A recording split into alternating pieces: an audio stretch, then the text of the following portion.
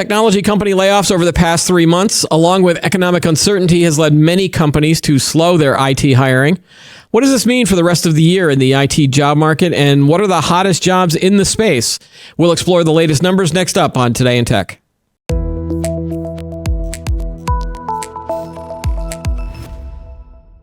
Hi, everyone. Welcome to Today in Tech. I'm Keith Shaw. A new report by Janko Associates says the U.S. IT job market lost 13,700 jobs in the first quarter of 2023, compared to 51,000 jobs created in the first quarter of 2022.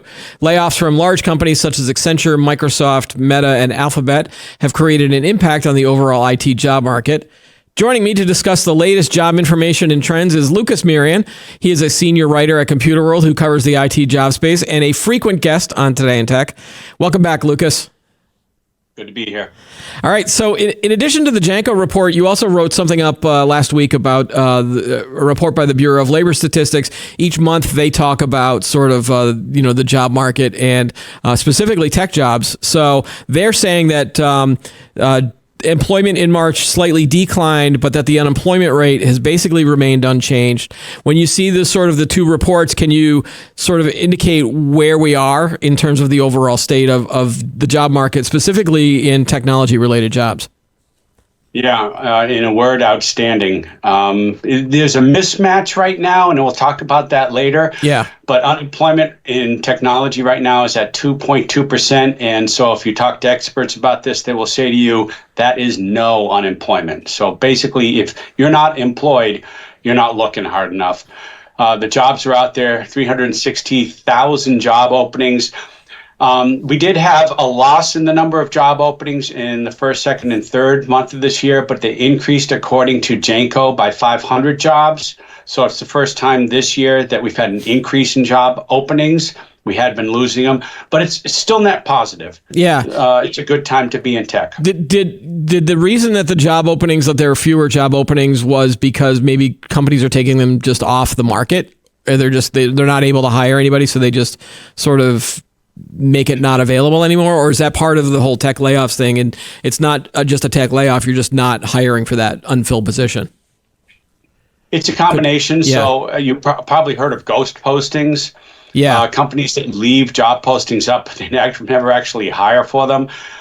They get resumes in, and they can actually look at those resumes for other possible job openings. So they're kind of luring people in, or waiting for a time when they will hire. Right. I don't think that's. Oh, hold on for a second. I think we lost your audio. Okay. Is it back? Yeah, we're back. Okay. Answer that question again in terms of the ghost posting. Oh, so you've heard of ghost postings. They're basically job postings that never get filled. People put their resumes in, they apply for them. And I don't think that's a tremendous problem, but what they're being used for by companies, if I can believe the reports, is that these companies will post a job for a technology position. They won't hire for it, but it draws in other resumes that they can look at for other possible matches. And when they're ready to hire, they have a pool of resumes from which they can choose. Yeah, that seems. I don't think. Yeah, that seems frustrating on the end of someone who's trying to apply for a job. If I remember there's been a few times where I've been unemployed, and you go and you'll find all of these jobs through Indeed or all these other different sites, and you apply for it thinking that it's a legitimate position, and then it's either they just don't respond, or they just don't get back to you, and that's always been frustrating. Yeah. I've also heard that like some of those companies are afraid to sort of take these job positions down because they don't want companies or candidates to think that they're sort of reducing their employment base. Yeah, there's still a bit of FOMO going out there, fear of missing out. And the problem, what we're seeing, and we talked about this before, is a readjustment. It's an adjustment from what happened during the pandemic. Companies were hiring like crazy. And we're not just talking technology positions, all sorts of positions in marketing and human resources and advertising, because they were concerned. For one, you have a bunch of people now working remotely or hybrid. So you have technologies that have to be employed for that. The economy was actually booming and continues to boom now.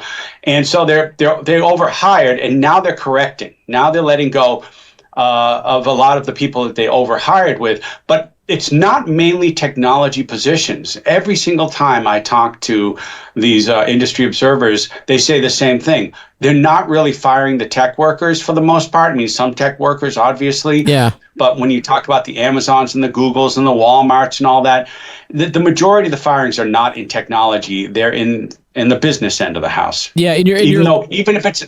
Yeah. Well, in your latest article that you wrote on Computer World, Chris, can you bring that one up? The one that's down in Q1 U.S. IT job market. Yeah, and so if you, there's a part where you talk about the different types of job roles. You're seeing that job cuts include data center operations, administrative, human resources roles related to recruiting, and DEI. But then you also talk about some of the hotter jobs that are still there. And I'd see if I can pull this up. Oh, yeah. The highest demand continues to be in security, programming, blockchain processing. So it does sound like the high tech jobs are still pretty available. Yeah, let me put a big question mark after blockchain processing, because I'm not so sure that one's there. But yeah, definitely cloud, security, software engineering, data analysis. Those are big areas right now. Artificial intelligence. Right, I was going to bring that up too. Big upticks in those. Yeah, blockchain. We'll see where that's going. But these companies. So what's happening is you're having a shift right now, and a lot of the more typical jobs are being automated out, and some of that's going to be due to artificial intelligence, and some of it is just due to the fact that they're able to automate a lot of the functions even without artificial intelligence. Right. But that doesn't mean, as happened during the Industrial Revolution, you lost a lot of jobs, but it also created a lot of jobs. And I think you're going to see the same thing now. The other thing that we've talked about offline is the fact that a lot of these folks getting let go by technology companies are now being reabsorbed into non-tech companies. Right. So non-tech companies that couldn't get these folks are enjoying the fact that they now have a pool of highly talented workers that they can hire. Yeah, I think when we talked, we had you and Ken Mingus on in January. In fact, I don't even know if we published this, but I remember we were making some predictions, and you were telling me, at least on one of your previous episode appearances here, was that they would be moving towards those non-tech jobs, even though you always say that like every company is now a tech company. I sort of agree with that, but there are companies where their main role is not to produce tech, but just use technology. But there was a report in the Wall Street Journal this week as well. Chris, if you want to bring that one up, as tech jobs disappear. Yeah. So this was a fascinating article where they found a lot of people that basically, were in Silicon Valley. They were working for all these large tech companies, are suddenly now moving towards these non-tech companies. And as I was reading this, I go, man, Lucas was right. So I think you should take a little victory lap here, because, you had called this about 3 months ago. The interesting part about this story is that they're also finding that it doesn't pay as well as maybe the Silicon Valley sort of jobs did. But, at some point, maybe a job is a job, or these tech companies are overpaying for a lot of the talent. Do you get a sense of what is going on in that space? So just anecdotally, numbers also, but anecdotally, I'm seeing a lot of people are going to startups. Yep. It's fun. It's fun to be in a startup. It's fun to work day in, day out, knowing that you're creating something new, that you're working in a new company, a new environment. It's exciting. You're expanding your tent. So I'm seeing a lot of people do that. And it's also exciting going into a company and being prized for your knowledge, as opposed to being surrounded by hundreds or thousands of other people who have a lot of the same skills. You become sort of a star. And I think people are enjoying that. So you may take a pay cut, but over time, as the company does better, especially with a startup, you're going to grow. Your pay is going to grow with that company. And I think people are also reassessing their values. We saw that with hybrid work, but they're also reassessing what they really want out of their careers. Yeah. They're going into fields that they find exciting, like artificial intelligence, like DEI, let's say sustainability. So working toward green initiatives with a company, for example. Right. They go, yeah. They're going to things they can be passionate about. Well, did you also, I don't know if you saw this report or not, but there was some people on, and again, they were pointed out in TikTok, but there was a report about a bunch of big tech companies that were basically hoarding the tech workers. Like they were hiring recruiters. There was this one lady who was working for Meta/Facebook, was hired at a salary of like $190,000. Basically told to be a recruiter. She showed up and was basically told, don't worry about it. You don't have to hire someone for about a year. And so it's like they were almost hiring these people just to sort of say that they have people. But then once she got into the office, she was just in meetings and meetings and meetings where nothing ever got done. And like, that's always the joke about a lot of these large corporations is that they tend to sort of collect workers. And so, and eventually, they probably spotted the fact that there was a lot of people that they had that weren't really producing a lot of work. You could hire me for $190,000, and if you don't want me to do anything, I'll certainly find ways to try to keep myself busy. But from an internal standpoint, I like doing things. I like creating content. I like kind of this stuff. This is what I do. Did you see any of those reports, or are you not surprised? Or are you surprised that this came out now? No, I think, like I was saying before, I think it was the fear of missing out. A lot of these companies saw when people went remote, you had to secure those networks. You had to bring up virtual, virtual systems, so virtual desktops.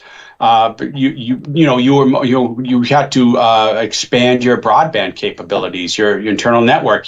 More companies began using the cloud. So there were all sorts of issues that came out of that.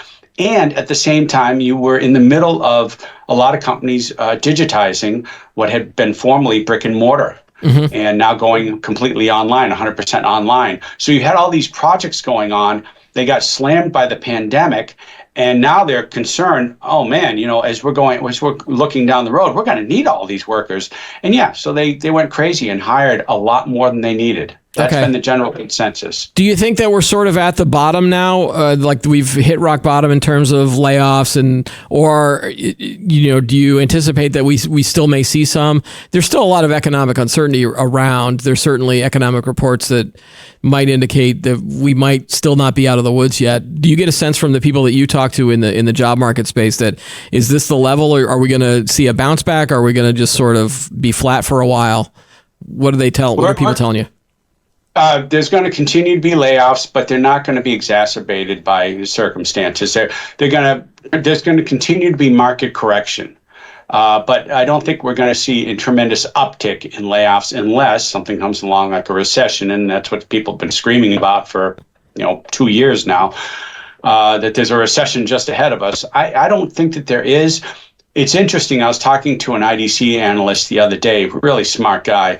And he was talking about the Fed and the interest rate increases that have been happening. Yeah. And he's saying that's not the solution to the problem. This is cyclical. It's going to correct itself. He literally said the wheels are going to fall off that bus, and the Fed's going to realize it's not about raising interest rates. This would have corrected itself anyways, and it is. So I think that I think the economy is still strong. There are areas that need to be corrected where it can grow. As you know, of course, we're concerned about the supply chain issue, especially when it comes to technology. Yeah. And the government is working on correcting that with the CHIPS Act, trying to bring chips manufacturing, semiconductor manufacturing back to the United States. And there's also questions about how long that could take and whether CHIPS goes far enough.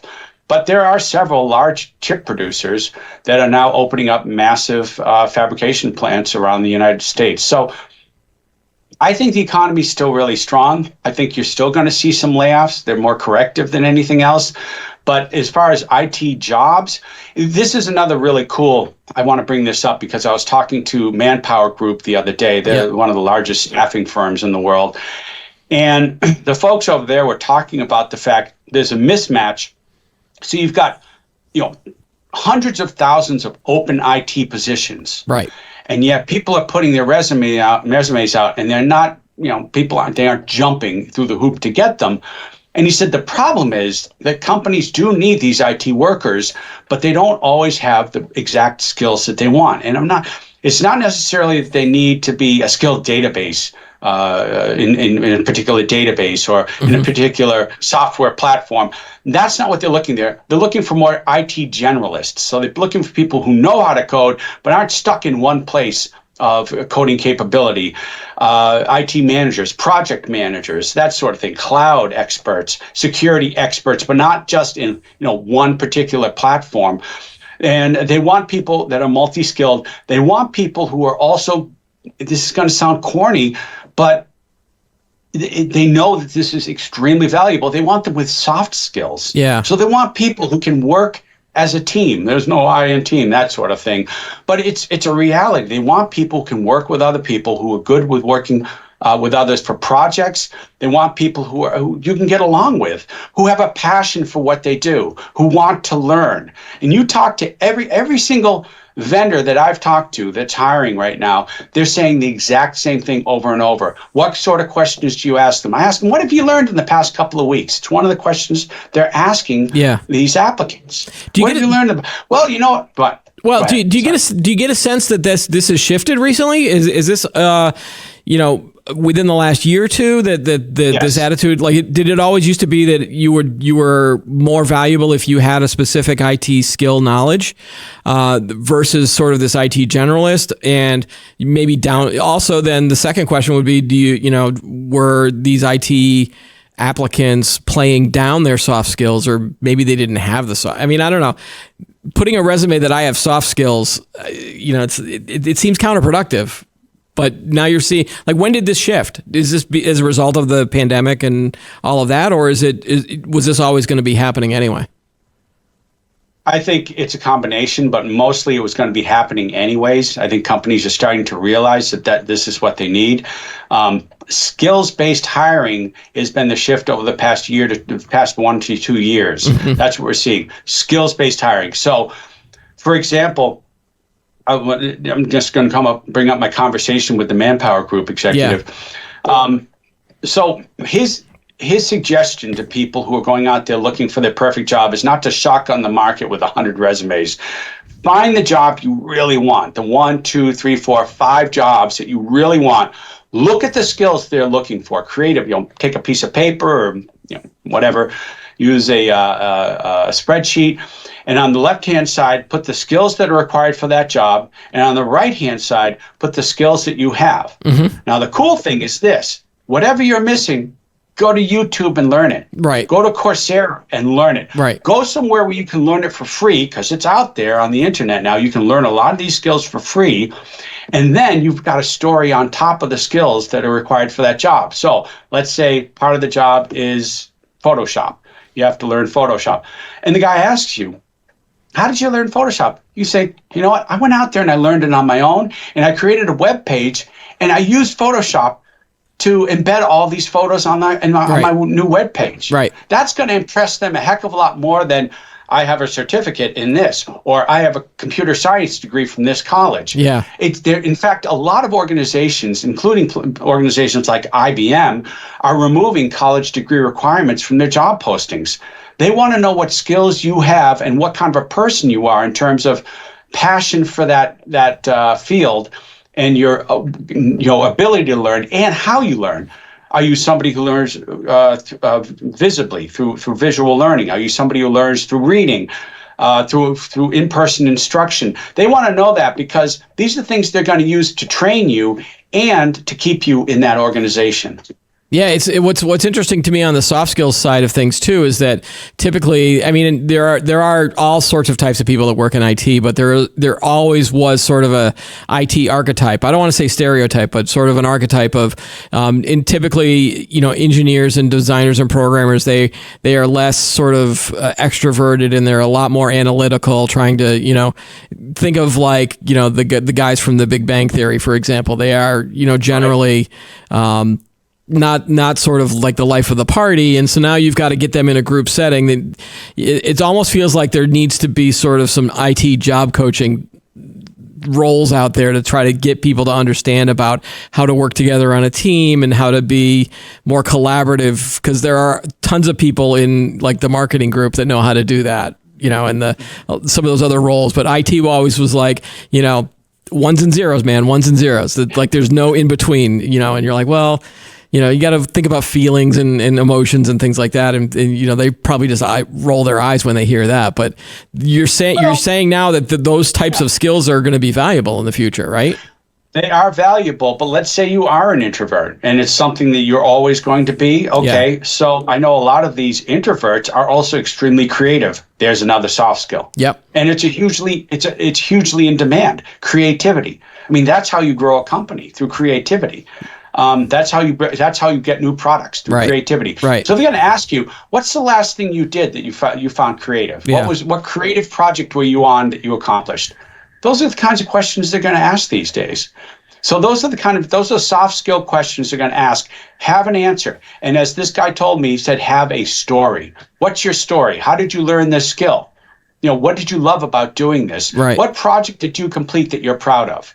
That sort of thing. Yeah. Now, Lucas, you also cover sort of AI for Computer World. I've seen a bunch of articles that you've covered on ChatGPT and some of these new generative AI tools, especially in the hiring space. The first thing I would want to use ChatGPT for would be to write the cover letter for any job that I was applying for, because writing a cover letter is the most annoying and irritating sort of aspects of trying to apply for a job. When I was out there looking for work a couple of times that I was unemployed, there were computer systems that were being used in hiring. So there was an AI or a software program that would scan the resume for certain keywords. And I was told during some of my job searches, like, make sure you read the job description and make sure you have the same keywords that they're using in the job description in your resume. But then you also had to do it in the cover letter. So I would have, if ChatGPT was around then, I would certainly use that. But then you see stories about companies that are trying to crack down on that. And then you wrote a story about legislation that sort of wants to rein in the use of AI. Can you expand on that a little bit? Like, is it just that they don't, companies that are using it aren't using it correctly, or like, why is there now legislation being considered in this space? Well, as you may or may not know, Italy banned ChatGPT altogether, and that was because a lot of private information was getting out there because of it. And the problem is multifaceted. On one hand, you have people who are concerned with ChatGPT basically stealing other people's work and giving it to you, handing it to you without any source. So that's something that needs to be built into the algorithm, that it identifies where it got this information, because otherwise you could just be copying something and plagiarizing somebody else's work. Then you have the issue with companies internally using a chatbot engine, and they have to populate that. So you have these large language models, and these companies want to basically make them unique for their data. So when you're going on to a company to, say, search for information about a product, you obviously need that product information in that pool of information within a large learning model. And sometimes private information can get into that pool of information. And that's another problem that they've identified, is it can expose this personally identifiable information. Well, what about the use of it in sort of like this cover letter example I gave you? Do you have a problem with that if there was someone looking for a job to sort of utilize that to write a cover letter, or at least give you the outline and then kind of reword it in your own words, so to speak? Yeah. So it's an assistant, and that's all it is. Yeah. But it's it can take care of a lot of the legwork, which is what I would use it for. If I was going to write a resume or a cover letter, I might use it to start with. It's a baseline, and then you go through and you tweak it. You make sure that the information in there is correct. You put some color and personality into it. That's what the experts are telling me. Look, it's fine to use this as a baseline, as an assistant. Yep. But you don't want to allow this to create something and then just hand it off as if it's yours. You want to make it yours. You want to make sure that the information is accurate, right, and really speaks to you. to your skills. Yeah, I have a friend on Facebook. I'm not going to identify who it is, but he basically admitted that he had to do a performance review or a self-evaluation for a performance review, and he hated writing all of these things up. So he's like, We all do. I just used ChatGPT and filled it out, and no one was the wiser. I was like, oh, okay, it's funny because as a content creator, you have to sort of show your creativity and your imagination in everything that you write. So what I found from ChatGPT is that it gives you the sort of the most bland, generic sort of answers, and there's nothing ever really exciting that this thing comes up with. It's always like, you're talking to a corporate person all the time. So. It's a foundation on which you can build. That's how you have to look at it. And that's how these companies look at it too. Even when it's being used internally, you've got to have a human buffer between the large language model and what's generating this data and information and what you're allowing to get out there. I mean, a pair of eyes have got to be on this right now. Yeah. A lot of it's very manual too. You got to remember, this is still very nascent technology. And even the companies, like OpenAI, they're using human eyes to look at what's being generated. So I think they actually hired a company out of, I think, Kenya, I'm going to say, I can't remember. This terrible piece in a magazine about it. These people were looking at this horrible information that their chatbot was generating, and their job was to scan this and identify it and say, hey, this is the stuff we need to pull out of the large language model, right, in order to make sure the public doesn't see it. But it was generating some really horrible things, and they were using these $2 an hour workers in Kenya to check it, and it's an example of how it's still not there. It's getting there, and here's the other problem, because as generative AI becomes more and more intelligent, it's eventually going to be somewhat, it's going to become, let's just say it's going to become like HAL. It's going to start thinking for itself. Okay. So now, we've done a couple of episodes about this singularity idea and whether it's going to attain consciousness. I think most people are thinking not quite yet, but let's be aware of it in case it does. Yeah. Some people are already assuming that ChatGPT-5 is, or GPT-5, is going to reach that level of singularity, as you say. Yeah. So. Well, we still got a few more months before that happens. Before. I'm already stocking up. We're not. I've got my emergency water that I'm stockpiling, so we'll be fine.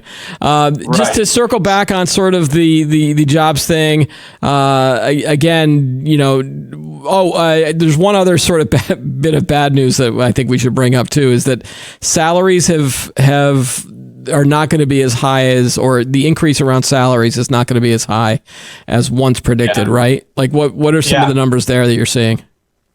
3 to 4% on average. So not, on average, throughout this year, and it was predicted to be 7 to 8% previously. Yeah.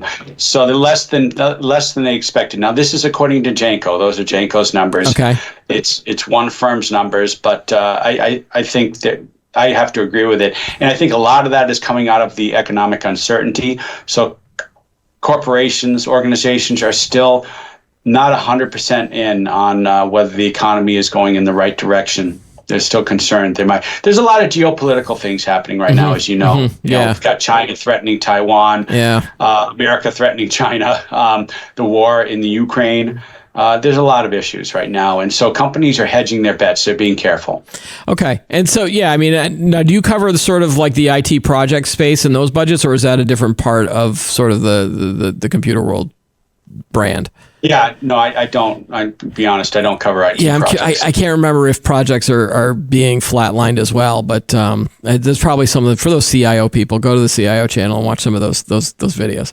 All right, and what else are you excited about for the rest of the year? Anything kind of pop up to mind just to stay on top of?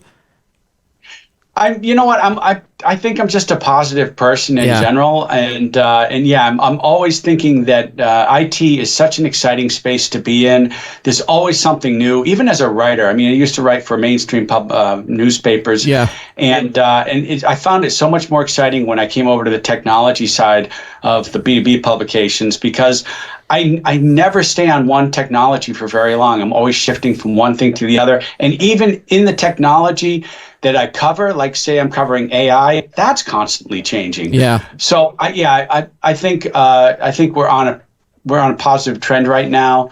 I think companies are recognizing the value of a lot of these technologies, like artificial intelligence, like cloud, and yeah, I think I'm upbeat about the prospects over the next few years. All right. It's always good to have a tech optimist on staff, right?